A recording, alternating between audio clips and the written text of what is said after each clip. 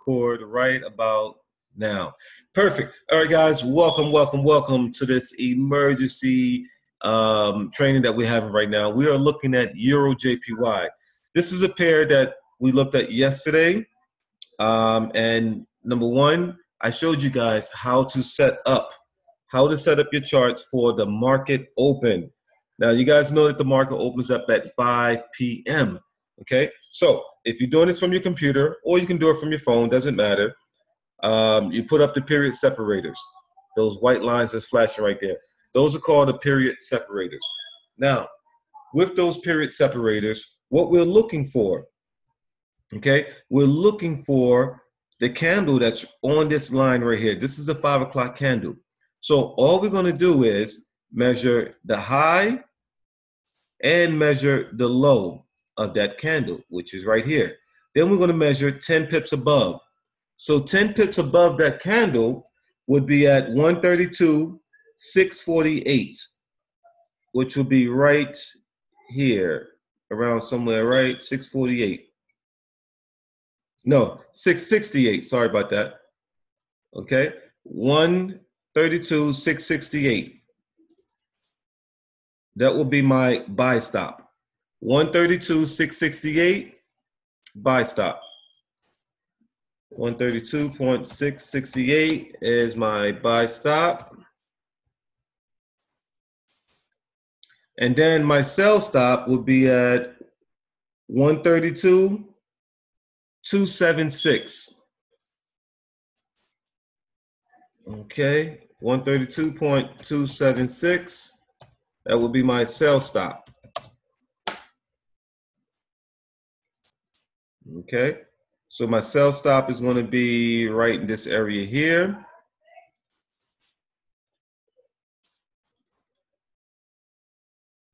All right, 276. So if the market comes in this zone, it's going to trigger your sell stop and take your market all the way down.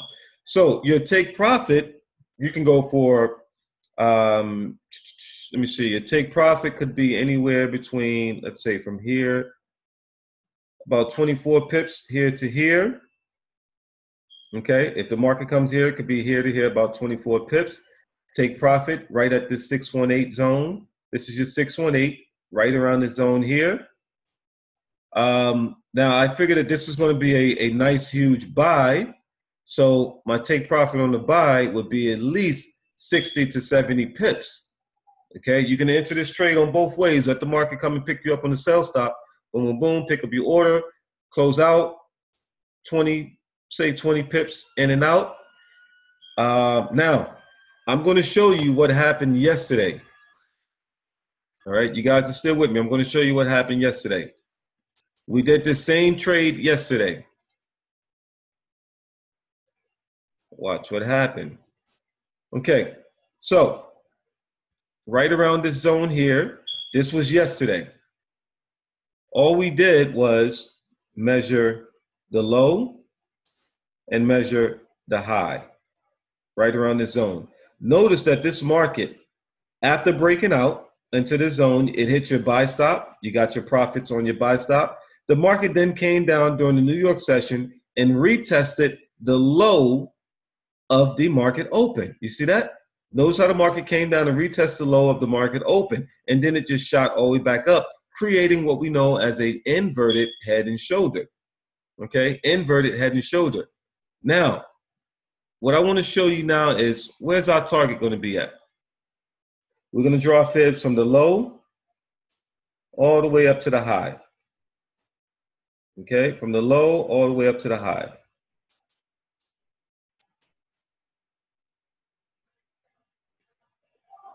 Okay, and right about there. Okay, so our target is going to be from this low up to this high. Notice that this market came down and hit that 618 right here. All right, that market came down and hit that 618. Let's see. We're going to go from here to here. It should turn red now. Still blue. Okay, so we got a few targets that we could hit. This market from here to here, it came down to the blue zone. So we could have a take profit set around this zone, right around this area here, which is from here to here, around 59 pips.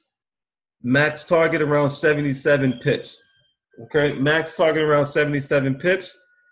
You already have your entries already set up. Okay, you already have your entries set up. I want to see this market go up. Hit this blue zone. Okay, hit this blue zone. That could be target number one. That could be target number one. And target number two. Let me see if I bring this one down. All right, that's not going to do anything. It's not going to change it. Okay, so we got that. And what if I just draw this here? I'm going to draw a nice little red box around the open. And perfect. So what I did was I drew a box around the open, okay, around the open of this candle. And it automatically draws the lines for me.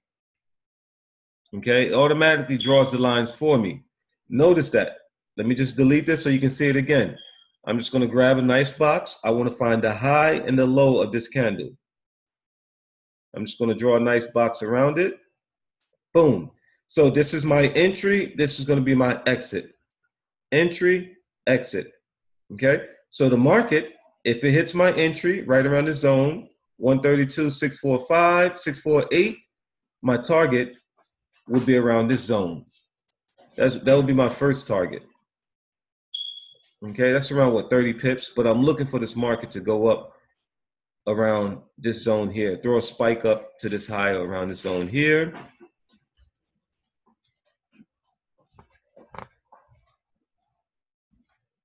Okay, perfect, perfect, perfect. So I want to see this market break this zone here. If it extends up into this area, if the market extends up into this area, take your profit, okay? Take your profit. All right, so we got a breakout. We want to see a retest. We got a breakout. We want to see a retest. Retest can be anywhere. The retest could be here. You have a rejection, fall back down. Retest could be here, could have a rejection, and then it could be up to here.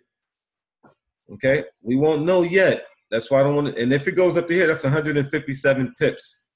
Let's go to a higher time frame and see how that will look. All right, so on a 4-hour time frame, what do you see? On a 4-hour time frame, you see that this is a uptrend. Definitely is an uptrend. You draw your fibs from the low to the high. Okay, we got one touch here. The market had a reaction. Now that the market has a lot of space in this area, you're going to change your trend lines, and you're going to extend them up like this now. Remember, this didn't happen yet. So now when you extend your fibs up, okay, notice the market goes higher, and it finally breaks out. So now you have a breakout. And remember I told you this line here, your retest could be here. Notice this market could come right here and retest this red line, also retesting this trend line right around this zone here. Okay, so how many pips would that be if that market comes up to that trend? Okay, so we're looking at around 70 to 75 pips on a retest, and then the market could have a reaction. All right, I would also draw some trend lines like this, from this point to this point. Okay, so we got 1, 2, let this market go up. This would be a third touch right here.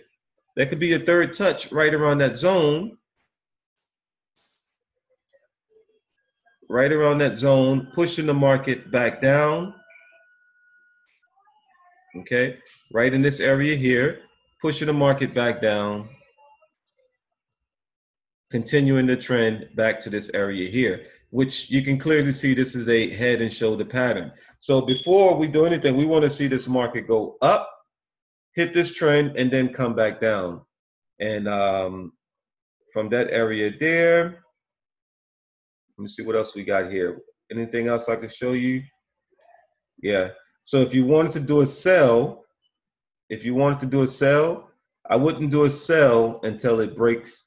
I'll put a sell stop right around here. Okay, I will put a sell stop right below this line. Okay, so look at where the current market is.